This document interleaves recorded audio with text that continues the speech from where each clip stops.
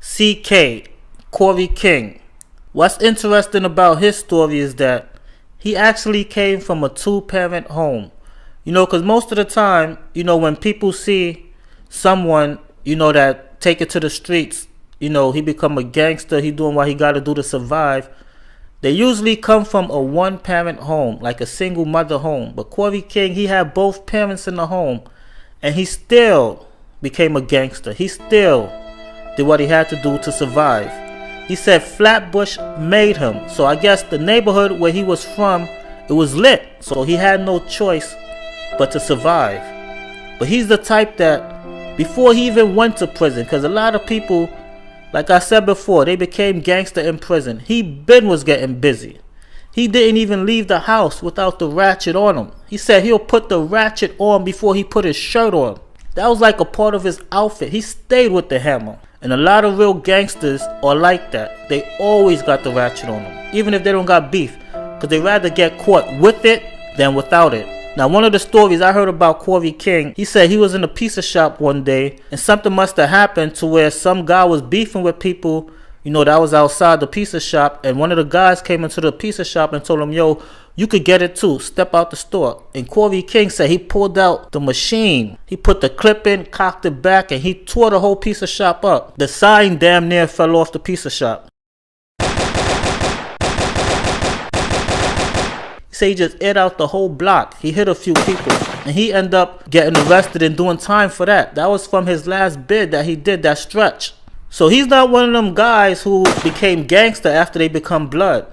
Because to be honest, a lot of people, like I said before, a lot of people that's gangsters now, they was not gangster before blood. They was not gangster before Crip. They was not gangster before the Latin Kings. You hear me? Because I know people personally that before they became blood, they wasn't banging. They wasn't putting in no work. They was a normal, regular civilian. They didn't want no problems with nobody, walking around with their heads down. Now all of a sudden they're blood. Then you hear about them shooting at people. It's like, what? So you had to become blood to get some heart? You had to become blood to fight back, to fight your battles? So I'm saying, but Corey King, he was getting busy. He was cutting people.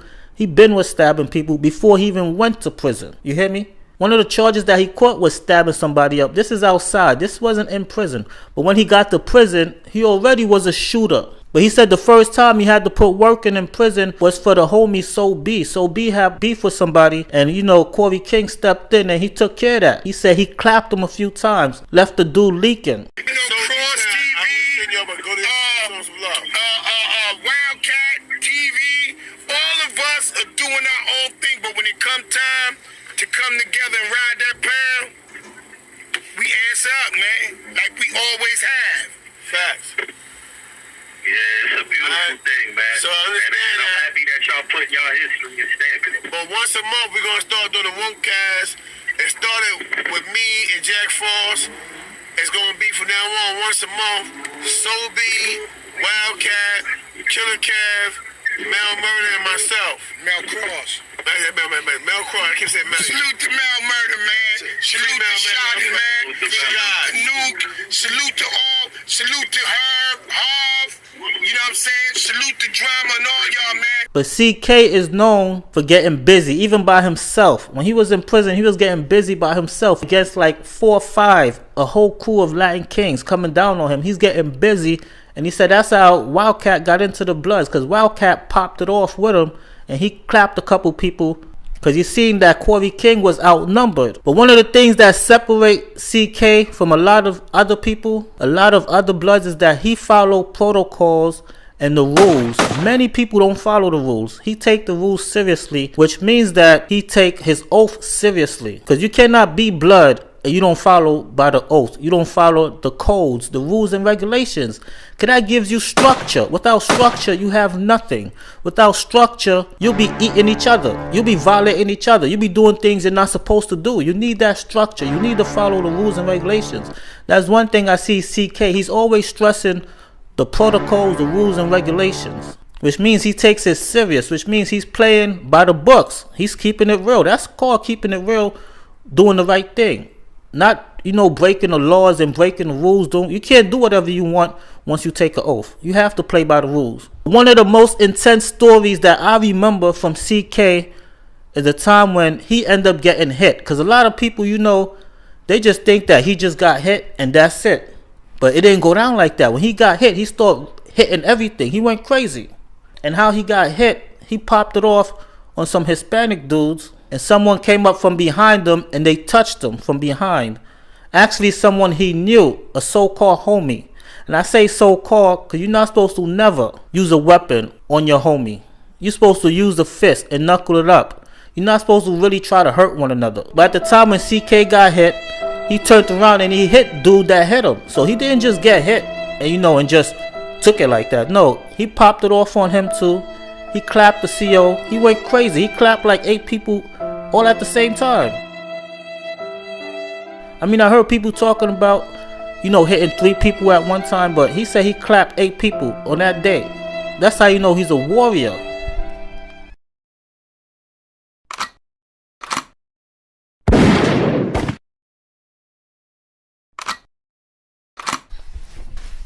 You see what I'm saying? So you can't take nothing from CK. What I heard is, that someone said that he ain't built like that. But obviously he is built like that. He been through it. He been putting in work before blood. So he's built like that. The people who started putting in work after they became blood, they not built like that. Because it's not really in their heart. They're only doing it because they got people to have their back. Because they're in a gang. Because they know that if something happened to them, someone else is going to take revenge or they're going to go with them to go jump someone. They not built like that. But CK been putting in work before blood, so he is built like that. He don't need blood to protect him. He been busting his gun by himself. So you got to give respect where respect is due. He's one of the original OGs. He was there when blood first started popping off. He's not like one of these new jacks who just came in a few years ago. He been had a name for himself. He been had OG stripes. And there was time when he was the only one that stood up for blood in prison. It was a time when other people was afraid to fight certain people and he fought them for blood.